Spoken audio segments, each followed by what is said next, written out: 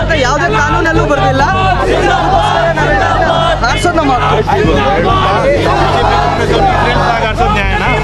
Sir, ಅದೇ ರೀತಿ ಯಾವುದೇ ಪ್ಯಾಲೆಸ್ಟೈನ್ ಅನ್ನೋದು ಯಾವುದೇ ಎನಿಮಿ ಸ್ಟೇಟ್ ಅಂತಲೂ ಘೋಷಣೆ ಮಾಡಿಲ್ಲ ಇಂಡಿಯಾ. ಆದ್ದರಿಂದ ಅದು ಫ್ರೆಂಡ್ಲಿ ಸ್ಟೇಟ್ ಇರೋದ್ರಿಂದ ನಾವು ಅದನ್ನು ಹಾರಿಸ್ಬೋದು.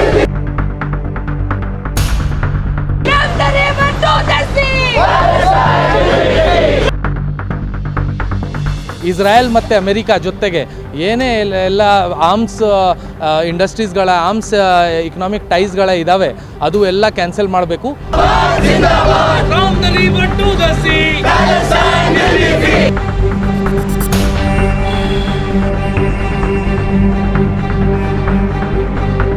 ಮಕ್ಕಳ ಮೇಲೆ ಬೀಳ್ತಾರೋ ಮಿಸೈಲ್ಗಳು, ಟೆಂಟ್ಗಳ ಮೇಲೆ ಬೀಳ್ತಾರೋ ಮಿಸೈಲ್ಗಳು ಎಲ್ಲ ಇಲ್ಲಿ ರೆಡಿ ಆಗ್ತಾ ಇದೆ. ಅಡಾನಿ ಅವ್ರದ್ದೊಂದು ಎಲ್ಬಿಟ್ ಸಿಸ್ಟಮ್ಸ್ ಅಂತ ಇದೆ, ಅದಿಲ್ಲೇ ನಮ್ಮ ಬೆಂಗಳೂರು ಪೀಣ್ಯ ಪಕ್ಕದಲ್ಲೇ ನಡೀತಾ ಇದೆ. ಐ ಥಿಂಕ್ ಪೊಲೀಸ್ ಅವ್ರಿಗೂ ಸಹ ಒಂದು ತಿಳುವಳಿಕೆ ಬಹುಶಃ ಇಲ್ಲ. ನಮ್ಮ ದೇಶಕ್ಕೆ ಸ್ವಾತಂತ್ರ್ಯ ಬಂದಾಗ ನಾವು ಪ್ಯಾಲೆಸ್ಟೈನ್ ದೇಶವನ್ನು ಆವತ್ತಿಂದ ಇಲ್ಲಿ ತನಕ ನಾವು ರೆಕಗ್ನೈಸ್ ಮಾಡ್ಕೊಂಡು ಬಂದಿರೋ ಒಂದು ದೇಶ.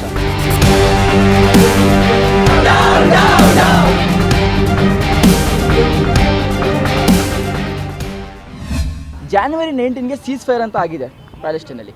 ಬಟ್ ಅದನ್ನ ಮಾರ್ಚಲ್ಲಿ ಇವರು ಬ್ರೇಕ್ ಮಾಡಿಬಿಡ್ತಾರೆ. ಇವ್ರನ್ನ ಕೇಳೋರು ಯಾರೂ ಇಲ್ಲ. ಯಾಕೆ? US ಫಂಡಿಂಗ್ ಮಾಡ್ತಿರೋದು. ಏನಿದು ಕಾನೂನು? ಈ ಪ್ರಪಂಚದಲ್ಲಿ ಹ್ಯುಮ್ಯಾನಿಟಿ ಇಂಪಾರ್ಟೆಂಟಾ, ಕ್ಯಾಪಿಟಲಿಸ್ಟಿಕ್ ಇಂಪಾರ್ಟೆಂಟಾ? US ಫಂಡಿಂಗ್ ಮಾಡ್ತಾವ್ರೆ, ಬಿಸ್ನೆಸ್ ಪಾರ್ಟ್ನರ್ಶಿಪ್ ಇದೆ, ಎಲ್ಲ ಆರಾಮಾಗಿದ್ದಾರೆ ಇವ್ರು ಲಕ್ಸುರಿಯಾಗಿ ಅಂತ ಯಾರು ಹೇಳಲ್ವಾ? ಏನು ದೊಡ್ಡವ್ರು ಅಂತ ಏನು ಹೇಳಲ್ವಾ? ಇಂಪೀರಿಯಲಿಸ್ಟಿಕ್ ಅಂತ ಏನು ಹೇಳಲ್ವಾ? ಕ್ಯಾಪಿಟಲಿಸ್ಟಿಕ್ ಅಂತ ಯಾರು ಏನು ಹೇಳಲ್ವಾ? ಆ ಥರ ಏನಿಲ್ಲ. ನಾವೆಲ್ಲ ಸೇರಿ ಅವೇರ್ನೆಸ್ ಮಾಡ್ತೀವಿ, ಎಲ್ಲರೂ ಗೊತ್ತಾಗಬೇಕು ಈ ಪ್ರಪಂಚದಲ್ಲಿ ಎಲ್ಲೆಲ್ಲಿ ಕಡೆ ಏನೇನು ನಡೀತಿದೆ ಅಂತ. ಅದಕ್ಕೆ ಪ್ರೊಟೆಸ್ಟ್ ನಾವು ಮಾಡಿರೋದು.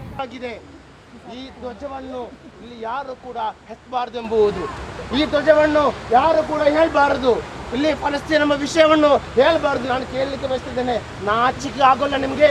ಓ ಪೊಲೀಸರು, ನಾಚಿಕೆ ಆಗೋಲ್ಲ ನಿಮಗೆ? ಏನಾಗ್ತದೆ? ಒಂದು ಚಿಕ್ಕ ಪುಟ್ಟಾಣಿ ಮಕ್ಕಳನ್ನು ಕೊಲ್ಲಿಸಿರುವಂತಹ ಆ ಇಸ್ರಾಯೇಲ್ನ ಎದುರು ಆ ಫಲಸ್ತೀನ ಪರವಾಗಿ ನಾವು ಮಾತನಾಡುವಾಗ ನೀವು ಮಾತನಾಡಿದರೆ ನಿಮ್ಮ ಮೇಲೆ FIR ಆಗ್ತವೆ ಅಂತ ಹೇಳಲಿಕ್ಕೆ ಏನ್ರಪ್ಪ ಇದು? ನಾಚಿಕೆ ಎಂಬ ಒಂದು 3 ಅಕ್ಷರ ನಿಮ್ಮಲ್ಲಿ ಬೇಕಲ್ವಾ? ಇಲ್ಲಿ ಇವತ್ತು ಐಸಾ ಒಂದು ಹೋರಾಟ ಆರ್ಗನೈಸ್ ಮಾಡಿದ್ದಾರೆ.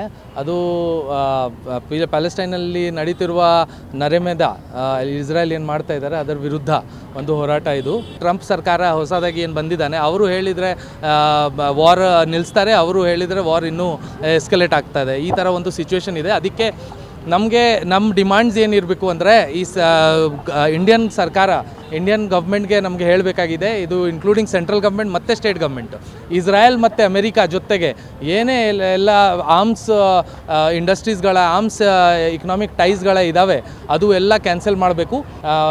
ಪ್ರಿಯಾಂಕಾ ಅವರು ಒಂದು ಪ್ಯಾಲೆಸ್ಟೈನ್ ಬ್ಯಾಗ್ ಹಾಕ್ಕೊಂಡು ಅಲ್ಲಿ ದೆಹಲಿಯಲ್ಲಿ ಅವರು ಪಾರ್ಲಿಮೆಂಟ್ಗೆ ಹೋಗ್ತಾ ಇದ್ದಾರೆ. ಬಟ್ ಇಲ್ಲಿ ನೋಡಿದರೆ ಫ್ಲ್ಯಾಗ್ನೂ ಅವರು ಇಡಕ್ಕೆ ಕೊಡ್ತಾ ಇಲ್ಲ. ಫ್ಲ್ಯಾಗ್ ಬರೀ ಒಂದು ಪ್ಯಾಲೆಸ್ಟೈನ್ ಫ್ಲ್ಯಾಗ್ ಇದು. ಪ್ಯಾಲೆಸ್ಟೈನ್ ಲಿಬರೇಷನ್ ಪಕ್ಷ ಪರವಾಗಿ ಈ ಕಾಂಗ್ರೆಸ್ ಸರ್ಕಾರ ಇದ್ದರೆ ಯಾಕೆ ಕರ್ನಾಟಕ ಸರ್ಕಾರ ಪ್ಯಾಲೆಸ್ಟೈನ್ ಫ್ಲ್ಯಾಗ್ಗೆ ಇಲ್ಲಿ ಇಡಕ್ಕೆ ಅನುಮತಿ ಕೊಡ್ತಾ ಇಲ್ಲ? ಅದರ ತುಂಬ ಮುಖ್ಯವಾದ ಪ್ರಶ್ನೆ ಈ ಸರ್ಕಾರಕ್ಕೆ ಹೇಳಬೇಕಾಗಿದೆ, ಕೇಳಬೇಕಾಗಿದೆ.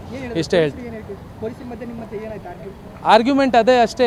ಏನಂದರೆ ಅವರು ಹೇಳ್ತಾ ಇದ್ದಾರೆ ಈ ಪ್ಯಾಲೆಸ್ಟೈನ್ ಫ್ಲ್ಯಾಗ್ ಹಿಡಿಯೋಕ್ಕೆ ಅನುಮತಿ ಇಲ್ಲ, ನಾವು ಹೇಳಿದ್ವಿ ರಿಟರ್ನ್ ಆಗಿ ಕೊಡಿ ಅಂತ. ಅವರು ಹೇಳ್ತಾ ಇದ್ದಾರೆ ನೀವು ರಿಟರ್ನ್ ಆಗಿ ಕೊಡಿ, ಪ್ಯಾಲೆಸ್ಟೈನ್ ಫ್ಲ್ಯಾಗ್ ಹಿಡ್ತಾ ಇದ್ದೀನಿ, ನಾವು ರಿಟರ್ನ್ ಆಗಿ ಕೊಡೋಕ್ಕೆ ಏನಿದೆ? ನಾವು ನೀವೆಲ್ಲ ನೋಡ್ತಾ ಇದ್ದೀವಿ ಅಲ್ವಾ, ನಾವು ಪ್ಯಾಲೆಸ್ಟೈನ್ ಫ್ಲ್ಯಾಗ್ ತೊಗೊಂಡು ಇದು ಇಲ್ಲಿ ನಿಂತ್ಕೊಂಡಿದ್ದೀವಿ. ನಿಮ್ಮ ಈ ದಿನ.com ನಮ್ಮ ಕರ್ನಾಟಕ ಎಂಬ ವಿಶೇಷ ಸಂಚಿಕೆಯನ್ನು ನಿಮಗಾಗಿಯೇ ಹೊರತಂದಿದೆ. ಕರ್ನಾಟಕದ 50 ವರ್ಷಗಳ ಎಲ್ಲ ವಿಷಯಗಳನ್ನು ಒಮ್ಮೆಗೆ ಓದಿ ನಿಮ್ಮ ಮಕ್ಕಳಿಗೂ ಓದಿಸಿ. ಇನ್ನೇಕೆ ತಡ? ಕರೆ ಮಾಡಿ ಅತ್ಯುತ್ತಮ ಪುಸ್ತಕವನ್ನು ನಿಮ್ಮದಾಗಿಸಿಕೊಳ್ಳಿ. ಇಸ್ರೇಲ್ಗೆ ಕಳಿಸ್ಬೇಕಾಗಿರೋ ಡ್ರೋನ್ಗಳು, ಇಸ್ರೇಲ್ಗೆ ಕಳಿಸ್ಬೇಕಾಗಿರೋ ಮಿಸೈಲ್ಗಳು, ಆಸ್ಪತ್ರೆಗಳ ಮೇಲೆ ಬೀಳ್ತಾರೋ ಮಿಸೈಲ್ಗಳು, ಮಕ್ಕಳ ಮೇಲೆ ಬೀಳ್ತಾರೋ ಮಿಸೈಲ್ಗಳು, ಟೆಂಟ್ಗಳ ಮೇಲೆ ಬೀಳ್ತಾರೋ ಮಿಸೈಲ್ಗಳು ಎಲ್ಲ ಇಲ್ಲಿ ರೆಡಿ ಆಗ್ತಾ ಇದೆ. ಅಡಾನಿ ಅವ್ರದ್ದೊಂದು ಎಲ್ಬಿಟ್ ಸಿಸ್ಟಮ್ಸ್ ಅಂತ ಇದೆ, ಅದಿಲ್ಲೇ ನಮ್ಮ ಬೆಂಗಳೂರು ಪೀಣ್ಯ ಪಕ್ಕದಲ್ಲೇ ನಡೀತಾ ಇದೆ. ಅಲ್ಲಿ ಮಿಸೈಲ್ ಮ್ಯಾನುಫ್ಯಾಕ್ಚರಿಂಗ್ ನಡೀತಾ ಇದೆ, ಡ್ರೋನ್ಸ್ ಮ್ಯಾನುಫ್ಯಾಕ್ಚರಿಂಗ್ ನಡೀತಾ ಇದೆ, ಬೇರೆ ಆರ್ಮ್ಸ್ ಆ್ಯಂಡ್ ಅಮ್ಯುನಿಷನ್ ನಡೀತಾ ಇದೆ. ಇದರಲ್ಲಿ ಕೆಲಸ ಮಾಡ್ತಿರೋರು ಯಾರು? ನಮ್ಮ ಭಾರತೀಯರು, ನಮ್ಮ ಕರ್ನಾಟಕದವರು. ನಾವಿಲ್ಲಿ ಕೆಲಸ ಮಾಡ್ತಾ ಇದರಲ್ಲಿ ಕೆಲಸ ಮಾಡಿಬಿಟ್ಟು ಆ ಮಿಸೈಲ್ಗಳು ಏನಾಗ್ತಾ ಇದೆ, ಹೋಗಿ ಅಲ್ಲಿ ಪ್ಯಾಲೆಸ್ಟೈನಲ್ಲಿರೋ ಟೆಂಟ್ಗಳ ಮೇಲೆ, ಪ್ಯಾಲೆಸ್ಟೈನಲ್ಲಿರೋ ಒಂದು ಜನರ ಸಮುದಾಯದ ಮೇಲೆ ಬೀಳ್ತಾ ಇದೆ. ಅಲ್ಲಿ ಒಂದು ದೊಡ್ಡ ನರಮೇಧ ನಡೀತಾ ಇದೆ. ಸೊ ಇದನ್ನು ನಾವು ಕರ್ನಾಟಕದವರಾಗಿದ್ದು ಇದನ್ನು ನಾವು ಖಂಡಿಸ್ತೀವಿ. ನಮ್ಮ ಕೈಯಲ್ಲಿ ನಾವು ರಕ್ತ ಇಟ್ಕೊಳ್ಳೋಕ್ಕಾಗಲ್ಲ. ಇದ್ರ ವಿರುದ್ಧ ನಾವಿದ್ದೀವಿ. ಇದಕ್ಕೆ ಕಾಂಗ್ರೆಸ್ ಸರ್ಕಾರನೂ ಕೈ ಕುಲಾಯಿಸ್ಕೊಂಡಿದೆ. ಇದರಲ್ಲಿ IASನಲ್ಲಿ ಮೊನ್ನೆ ನಡೀತು ಒಂದು ಇನ್ವೆಸ್ಟ್ಮೆಂಟ್ ಮೀಟ್ ಅಂತ. ಅದರಲ್ಲಿ ಇಸ್ರೇಲ್ ಅವ್ರನ್ನೆಲ್ಲ ಕರೆಸ್ಬಿಟ್ಟು ಅವ್ರ ಜೊತೆ ಮೀಟಿಂಗ್ ಮಾಡಿ ಅವ್ರನ್ನ ಇಸ್ರೇಲ್ ಫ್ಲಾಗ್ನ ಅಲ್ಲಿ ಇಡೋದಕ್ಕೆ ಬಿಟ್ಟಿದ್ದಾರೆ. ಆದರೆ ಇಲ್ಲಿ ಇವತ್ತು ನಾವು ಒಂದು ಪಬ್ಲಿಕ್ಕಲ್ಲಿ ಪ್ಯಾಲೆಸ್ಟೈನ್ ಒಂದು ಫ್ಲಾಗ್ ಇಟ್ಕೊಳ್ಳೋದಕ್ಕೋಸ್ಕರ ಪ್ಯಾಲೆಸ್ಟೈನ್ ಪರ ಜನರಲ್ಲಿ ಏನು ನರಮೇಧ ನಡೀತಾ ಇದೆ ಅವ್ರ ಪರ ನಿಲ್ಲೋದಕ್ಕೋಸ್ಕರ ಬಿಡ್ತಾ ಇಲ್ಲ. ಸೊ ಇದು ಎಲ್ಲ ಒಂದು ಖಂಡನೀಯ. ಇದ್ರ ವಿರುದ್ಧ ನಾವು ಹೋರಾಟ ಮಾಡ್ತಾ ಇದ್ದೀವಿ. ಮತ್ತು ವಿಜುವಲ್ಸ್ ನೋಡ್ತಾ ಇದ್ದೀರಾ, ತುಂಬ ಗೋರ್ ವಿಜುವಲ್ಸ್ ಬರ್ತಾ ಇದೆ ಎಲ್ಲ ಕಡೆಯಿಂದನೂ ಸೋಷಿಯಲ್ ಮೀಡಿಯಾನಲ್ಲಿ. ಮಕ್ಕಳು ಅಳ್ತಾ ಇರೋದು ಅವ್ರ ತಂದೆ ತಾಯಿಗಳನ್ನ ಕಳ್ಕೊಂಡು ಹೆಂಗಿದಾಗಿದೆ ಅಂದರೆ ಬಿಲ್ಡಿಂಗ್ಸ್ ಎಲ್ಲ ಬಿದ್ದಿದೆ. ಅದರಲ್ಲಿ ಒಂದು ವಿಜುವಲಲ್ಲಿ ಮಗುಗೆ ಹಾಲು ಉಣಿಸ್ತಾ ಇದ್ದಾರೆ ಆ ತಾಯಿ ಸತ್ತೋಗಿದೆ, ಮಗು ಅಲ್ಲೇ ಆ ಒಂದು ಬಿಲ್ಡಿಂಗ್ ಮಧ್ಯದಲ್ಲಿ ಸಿಗಾಕೊಂಡಿದೆ. ಎಷ್ಟೋ ಬಾಂಬ್ ಬಿದ್ದು ಬಿಲ್ಡಿಂಗ್ಗಳ ಮಧ್ಯದಲ್ಲಿ ಮಕ್ಕಳು ಹುಟ್ತಾ ಇದ್ದಾರೆ, ತಂದೆ ಇಲ್ಲ ತಾಯಿ ಇಲ್ಲ. ಎಷ್ಟೋ ಜನ ತಂದೆ ತಾಯಿ ಅಂದರೆ ಅವ್ರ ಮಕ್ಕಳನ್ನ ಚಿಕ್ಕ ವಯಸ್ಸಲ್ಲೇ ಕಳ್ಸಿಸ್ಕೊತಾ ಇದ್ದಾರೆ. ಆಮೇಲೆ ಇನ್ನೊಂದು ವಿಜುವಲ್ ಬಂತು, ಮೆಡಿಕ್ಸ್ ಅಲ್ಲಿ ಏನು ಇವರು WHO ಕಡೆಯಿಂದ ಏನು ಅಲ್ಲಿ ಮೆಡಿಕ್ಸ್ ಇದ್ದಾರೆ, ಅಲ್ಲಿ ಯಾರ್ಯಾರಿಗೆ ಏಟಾಗಿದೆ ಅವ್ರಿಗೆ ಗಾಯಾಳುಗಳನ್ನ ಏನು ನೋಡ್ಕೊಬೇಕು ಅವ್ರನ್ನ ತಂದು ಎಕ್ಸಿಕ್ಯೂಷನ್ ಮಾಡಿದ್ದಾರೆ, ಗುಂಡೇಟ್ ಹಾಕಿದ್ದಾರೆ. ಅವ್ರನ್ನೆಲ್ಲ ನಿಲ್ಲಿಸ್ಬಿಟ್ಟು ಒಂದೇ ಏಟಲ್ಲಿ ಗುಂಡೇಟ್ ಹಾಕಿದ್ದಾರೆ. ಇದರ ವಿರುದ್ಧ ನಾವು ಹೋರಾಟ ಮಾಡ್ತೀವಿ. ಇವರು ಏನು ಮಾಡ್ತಾ ಇದ್ದಾರೆ, ಇದರಿಂದ ಎಲ್ಲದಕ್ಕೂ ಹಿಂದೆ ಇರೋದು ಇದೆಯಲ್ಲ ಕಾರಣ, ಇದ್ರ ಹಿಂದೆ ಇರೋದು ಅಮೇರಿಕಾ ಅವ್ರಿಗೆ ಅಲ್ಲಿ ಸೌದಿ ಅರೇಬಿಯಾ ಜಾಗದಲ್ಲೆಲ್ಲ ಆಯಿಲ್ ಬೇಕಾಗಿದೆ. ಅಲ್ಲಿ ಅವರ ಒಂದು ದಲ್ಲಾಳಿ ಕೆಲಸ ಮಾಡೋದಕ್ಕೆ ಇಸ್ರೇಲ್ ನಿಂತಿದೆ. ಆ ದಲ್ಲಾಳಿನ ಕಾಪಾಡೋದಕ್ಕೋಸ್ಕರ ಇವತ್ತು ಅಮೇರಿಕಾ ಅವ್ರಿಗೆ ಆರ್ಮ್ಸ್ ಆ್ಯಂಡ್ ಅಮ್ಯುನಿಷನ್ ಕಳಿಸ್ತಾ ಇದೆ. ಇದ್ರ ವಿರುದ್ಧ ಟರ್ಕಿ ಅವರು ಮಾತಾಡ್ತಿಲ್ಲ, ಸೌದಿ ಅರೇಬಿಯಾ ಗೌರ್ಮೆಂಟ್ ಯಾವ ಗೌರ್ಮೆಂಟು ಮಾತಾಡ್ತಿಲ್ಲ. ಎಲ್ಲ ಗೌರ್ಮೆಂಟ್ಗಳಿಗೂ ಶೇಮ್ ಆಗಬೇಕು. ಅಲ್ಲಿರೋ ಜನ, ಯಮೆನ್ ಜನ, ಅಲ್ಲಿರೋ ಸೌದಿ ಅರೇಬಿಯಾ ಜನ, ಅಲ್ಲಿರೋ ಅಮೇರಿಕಾ ಜನ ಮಾತ್ರ ಈ ಸರ್ಕಾರಗಳ ವಿರುದ್ಧ ಮಾತೆತ್ತಾ ಇದ್ದಾರೆ, ಪ್ಯಾಲೆಸ್ಟೈನ್ ಪರ ಇದ್ದಾರೆ. ಒಂದಲ್ಲ ಒಂದಿನ ಈ ಸತ್ಯ ಹೊರ ಬಂದೇ ಬರುತ್ತೆ.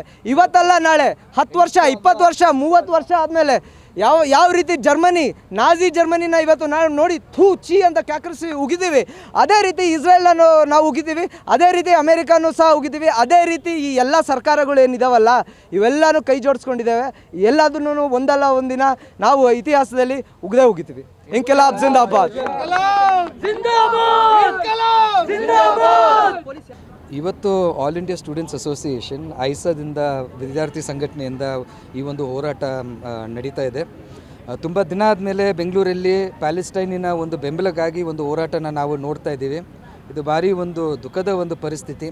ನಾವೆಲ್ಲರೂ ನೋಡ್ತಾ ಇದ್ದೀವಿ ಪ್ಯಾಲೆಸ್ಟೈನ್ ಮೇಲೆ ಇಸ್ರಾಯೇಲಿನ ಒಂದು ಜೆನೋಸೈಡಲ್ ವಾರ್ ಏನು ನಡೀತಾ ಇದೆ. ಸಾವಿರಾರು ಜನ ಸತ್ತೋಗಿರೋದು, ಸಾಯಿಸಾಕಿರೋದು, ಹಾಸ್ಪಿಟಲ್ಸು, ಸ್ಕೂಲ್ಸು, ಕಾಲೇಜು ಸಂಪೂರ್ಣ ಅದನ್ನೆಲ್ಲ ಧ್ವಂಸ ಮಾಡಿದ್ದೇವೆಲ್ಲ ನಾವು ಕಂಡಿದ್ದೀವಿ. ಇಂಥದ್ರಲ್ಲೂ ಇವತ್ತಿಗೂ ಇಸ್ರಾಯೇಲ್ ತಮ್ಮ ಒಂದು ಯುದ್ಧವನ್ನು ವಾಪಸ್ ತೊಗೊಂಡಿಲ್ಲ. ಮತ್ತು ಅವ್ರಿಗೆ ಎಲ್ಲ ರೀತಿಯಾದ ಬೆಂಬಲ ಬಂದು US ಬೇರೆ ಯುರೋಪಿಯನ್ ದೇಶದಿಂದ ಸಿಗ್ತಾ ಇರೋದು, ಇದು ಸಹ ನಾವು ಖಂಡಿಸಬೇಕಂತ ಇವತ್ತು ಸೇರಿದ್ದು. ಮತ್ತು ಅದರಲ್ಲಿ ಮುಖ್ಯವಾಗಿ ನಾವು ಇವತ್ತು ಸೇರಿರೋದು ಭಾರತ ಸರ್ಕಾರ ಬಂದು ತಮ್ಮ ಜವಾಬ್ದಾರಿಯಿಂದ ಹಿಂತಿರುಗ್ತಾ ಇರೋದನ್ನು ನಾವು ಒಪ್ಕೊಳ್ಳೋಕ್ಕಾಗಲ್ಲ. ಪ್ಯಾಲೆಸ್ಟೈನ್ ದೇಶವನ್ನು, ಪ್ಯಾಲೆಸ್ಟೈನ್ ಜನವನ್ನು ನಮ್ಮ ದೇಶದ ಜನ, ನಮ್ಮ ಸರ್ಕಾರಗಳು ಸ್ವಾತಂತ್ರ್ಯ ಬಂದ ಮೇಲೆಯಿಂದ ನಾವು ಬೆಂಬಲ ಕೊಡ್ಕೊಂಬರ್ತಾ ಇದ್ದೀವಿ. ಅದು ಯಾವತ್ತಿಗೂ ಬದಲಾಗಿಲ್ಲ, ಇವತ್ತಿಗೂ ಬದಲಾಗಿಲ್ಲ.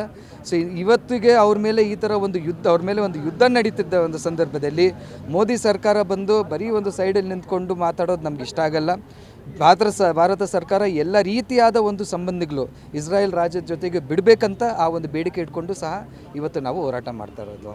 ಇಲ್ಲ ಹಿಡ್ಕೊಂಡಿದ್ದೀವಿ. ಇವಾಗ ನೋಡಿ, ನಮಗಿದು ಭಾರಿ ಎಲ್ಲ ಬಂದಿದ್ದಾರೆ. ಇದು 2-3 ಸತಿ ಬರ್ತಾರೆ ಹೋಗ್ತಾರೆ. ಐ ಥಿಂಕ್ ಪೊಲೀಸ್ ಅವ್ರಿಗೂ ಸಹ ಒಂದು ತಿಳುವಳಿಕೆ ಬಹುಶಃ ಇಲ್ಲ. ನಮ್ಮ ದೇಶಕ್ಕೆ ಸ್ವಾತಂತ್ರ್ಯ ಬಂದಾಗ ನಾವು ಪ್ಯಾಲೆಸ್ಟೈನ್ ದೇಶವನ್ನು ಆವತ್ತಿಂದ ಇಲ್ಲಿ ತನಕ ನಾವು ರೆಕಗ್ನೈಸ್ ಮಾಡ್ಕೊಂಡು ಬಂದಿರೋ ಒಂದು ದೇಶ. ನಾವು ಸತತವಾಗಿ ಇಸ್ರಾಯೇಲ್ ವಿರುದ್ಧವಾಗಿ ಪ್ಯಾಲೆಸ್ಟೈನಿನ ಪಕ್ಷದಲ್ಲಿ ನಮ್ಮ ಸರ್ಕಾರಗಳು ನಿಂತ್ಕೊಂಡು ಬಂದಿರೋ ಒಂದು ನಿಜಾಂಶ ಇದೆ. ಬಹುಶಃ ಅವ್ರಿಗೆ ಗೊತ್ತಿಲ್ಲ ಇದು.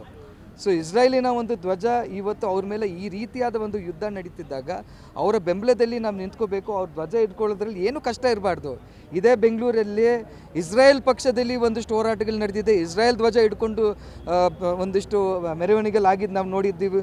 ಪೊಲೀಸ್ ಅವ್ರ ಮೇಲೆ ಯಾವ ರೀತಿಯಾದ ಒಂದು ಆ್ಯಕ್ಷನ್ ತೊಗೊಂಡಿಲ್ಲ. ಬಹುಶಃ ಪೊಲೀಸ್ ಇದ್ರ ಬಗ್ಗೆ ಸ್ವಲ್ಪ ಯೋಚನೆ ಮಾಡಬೇಕು. ಯಾಕೆಂದ್ರೆ ಅವ್ರು ಮಾಡ್ತಾ ಇರೋದು ಸಂಪೂರ್ಣವಾಗಿ ತಪ್ಪು, ಕಾನೂನು ಬಾಹಿರ, ಅದಕ್ಕೆ ಯಾವುದೇ ಥರದ ಒಂದು ಅವಕಾಶ ಇಲ್ಲ. ಸರ್, ಈಗ ಬೆಂಗಳೂರಲ್ಲಿ ಫಲಸ್ತೀನಿದ್ದು ತುಂಬ ಪ್ರೊಟೆಸ್ಟ್ಗಳಾಗಿದೆ, 3-5 ಪ್ರೊಟೆಸ್ಟ್ಗಳಾಗಿದೆ. ಎಷ್ಟು FIR-ಗಳಾಗಿದೆ ಪ್ರತಿಭಟನೆಗಾರರಲ್ಲಿ? FIRs ಆಗಿದೆ, ಐ ಥಿಂಕ್ ಒಂದಿಷ್ಟು FIRs ಮಾಡಿದ್ದಾರೆ, ಒಂದಿಷ್ಟು ಮಾಡಿಲ್ಲನೂ. ಬಟ್ ಐ ಥಿಂಕ್ FIR-ಗಿಂತ ಈ ಥರ ಹೋರಾಟಕ್ಕೆ ಒಂದು ಅವಕಾಶ ಕೊಡದಿರೋದು ಇದು ಒಂದು ತುಂಬ ವಿಚಿತ್ರವಾದ ಒಂದು ಸಂದರ್ಭ. ಮತ್ತು ಇದು ಬರೀ ಇಸ್ರೇಲಿನ ವಿಚಾರ ಅಲ್ಲ. ನಾವು ಇವಾಗ ಫ್ರೀಡಮ್ ಪಾರ್ಕಲ್ಲಿ ನಿಂತಿದ್ದೀವಿ, ಇದು ಆ್ಯಕ್ಚುಲಿ ಜೇಲಾಗಿದ್ದಿದ್ದು.